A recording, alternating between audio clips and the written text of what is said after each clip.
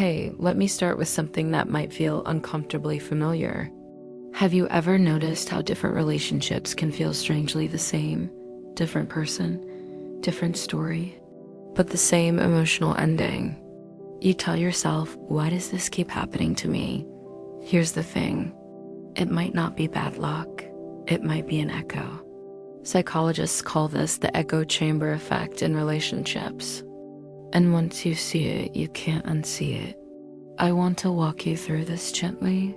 No blame, no judgment, just clarity. Because understanding this can quietly change how you love. I once worked with a woman who said, I keep attracting emotionally unavailable people. At first, it sounded like a dating problem. But it wasn't. It was a pattern problem. And patterns don't come from nowhere. They come from the past. The echo chamber effect means this. Your nervous system is wired to recognize what feels familiar, not what feels healthy. Read that again. If love in your early life felt inconsistent, you may now mistake anxiety for chemistry. If you had to earn affection, you may now overgive, overexplain, overstay. If love felt distant or unpredictable, calm, secure partners might feel boring or wrong. Not because they are, but because they don't match the emotional soundtrack you grew up with. So your mind says, this feels intense. This feels real. But your body is actually responding to an old emotional environment. That's the echo. This connects deeply to attachment styles. If you learned that love comes with uncertainty, you may develop anxious attachment. If you learn that closeness leads to disappointment, you may lean avoidant. And here's the quiet truth most people don't say out loud.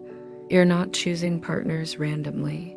You're choosing partners that confirm your old emotional beliefs, even when those beliefs hurt you.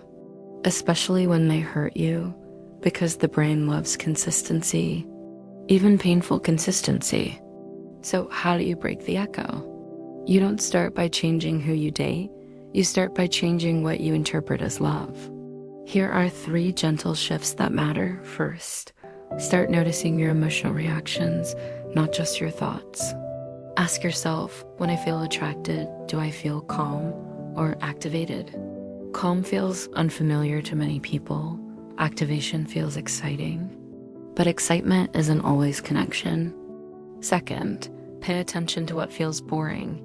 Sometimes boring is just peace wearing a disguise. If someone is consistent, responsive, and emotionally present, and your instinct is to pull away, pause. That discomfort might be growth, not disinterest. Third, practice reparenting your emotional needs. This means learning to give yourself the reassurance, boundaries, and safety you once looked for in others. When you do this, relationships stop being survival strategies. They become choices. Let me say this clearly because someone needs to hear it. You're not broken. You are patterned, and patterns can change. When you become aware of the echo, you stop mistaking familiarity for fate. You start choosing love that feels safe, not chaotic. Steady, not consuming. Mutual, not exhausting. And that kind of love doesn't scream, it stays. If this resonated with you, tell me in the comments. What pattern are you starting to notice in your relationships? And if you want more gentle, grounded insights on love, attachment, and emotional healing, subscribe here. You don't have to unlearn these patterns alone.